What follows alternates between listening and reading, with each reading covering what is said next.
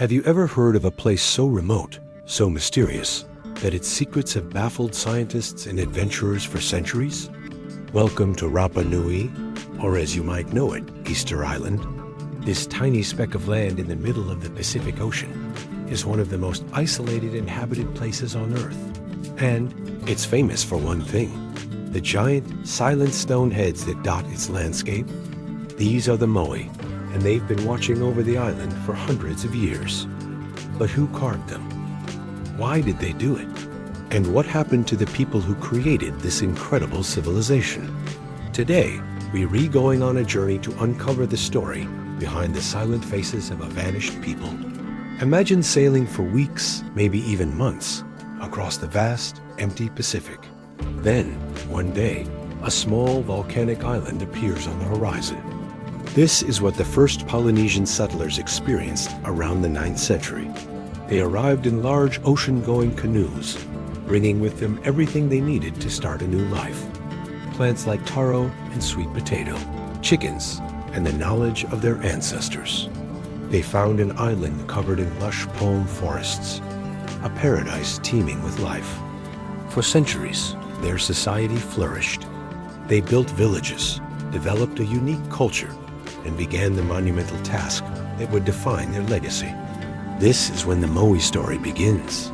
The Rapa Nui people started carving these colossal statues from the volcanic tuff of a quarry called Rano Raraku. Think about the sheer scale of this operation. These statues aren't just heads. Many have full bodies buried beneath the soil. They can be up to 33 feet tall and weigh as much as 80 tons. That's heavier than a space shuttle. And they didn't just carve one or two. There are nearly 1,000 Moai scattered across the island. Carving them was one thing, but moving them was another challenge entirely. The island had no large animals, no wheels, and no metal tools. So how did they do it? The most popular theory is that they used a system of ropes, sleds, and log rollers. This is where those palm forests come in. The island was once covered with millions of giant palms, perfect for making strong ropes and rollers. Teams of people would have worked together, inching these massive statues across the island to their final destinations. They were placed on ceremonial platforms called ahu, which often served as burial sites for important ancestors. The Moai almost always face inland, with their backs to the sea, as if to watch over and protect the villages and their descendants. They were seen as the living faces of deified ancestors, channels for spiritual power. As the population grew, so did the ambition of the statue carvers. The Moai became larger and more elaborate. It was a kind of competition between different clans, each trying to outdo the other by erecting more impressive statues to honor their lineage. The quarry at Rano Raraku is like a snapshot frozen in time. You can see hundreds of Moai in various stages of completion, some still attached to the rock face, others seemingly abandoned mid-journey. It's like the workers just dropped their tools and walked away one day. Which, in a way, is exactly what happened. This brings us to the most tragic part of the Easter Island story, the collapse of its society. For a long time, the dominant theory was one of ecocide, a self-inflicted environmental disaster. The story goes that in their obsession with building Moai, the Rapa Nui people cut down every last tree on the island. Without trees, they couldn't build canoes for fishing in the deep sea. The soil eroded, making it difficult to grow crops. Resources became scarce, leading to starvation, warfare between clans, and a dramatic population crash. In this version of events, the islanders toppled each other's Moai as a final act of defiance and despair.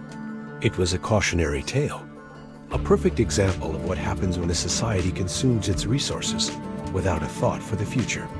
However, recent research is painting a more complex and nuanced picture. While deforestation did happen, it may not have been the sole cause of the collapse. The introduction of the Polynesian rat, which arrived with the first settlers, likely played a huge role. These rats would have eaten the palm nuts, preventing the forests from regenerating. So, it wasn't just human activity. but a combination of factors. Furthermore, new evidence suggests that the Rapa Nui people were incredibly resilient and innovative farmers. They developed clever techniques like lithic mulching, where they scattered rocks over their fields to protect the soil and retain moisture, allowing them to continue farming even in poor conditions. So if it wasn't just self-destruction, what happened? The arrival of Europeans in 1722 marked the beginning of the end. The first contact was peaceful enough, but subsequent visits brought diseases to which the islanders had no immunity. Smallpox and other illnesses ravaged the population. Then, in the 1860s, the darkest chapter began. Peruvian slave raiders descended on the island, kidnapping about half of the remaining population, including the king and many elders who held the traditional knowledge. They were forced to work in horrendous conditions. Although international pressure eventually led to their release, only a handful made it back, and they brought more diseases with them. By 1877, only a little over 100 Rapa Nui people were left on the island. The society had been decimated, its culture nearly wiped out. This is the true tragedy of Easter Island. It wasn't just a simple story of foolish people cutting down their last tree. It was a story of a resilient and ingenious culture that faced environmental challenges, but was ultimately brought to its knees by outside forces, disease and slavery. The toppling of the Moai likely happened during this period of social chaos and despair, a symbol of a world turned upside down. But the story of Rapa Nui doesn't end there. Against all odds, the culture survived. The descendants of those 111 survivors are still here today. They are working tirelessly to reclaim their heritage, preserve their language, and share their true story with the world. In the 20th century, many of the toppled Moai were carefully re-erected, standing tall once again. Today, you can visit the island and see these magnificent statues restored to their former glory at sites like Ahu Tongariki, where 15 Moai stand in a powerful line against the sunrise. The Moai are no longer just silent faces. They are a testament to the incredible ingenuity and spirit of the Rapa Nui people. They are a reminder of the fragility of isolated ecosystems, but also of the remarkable resilience of human culture.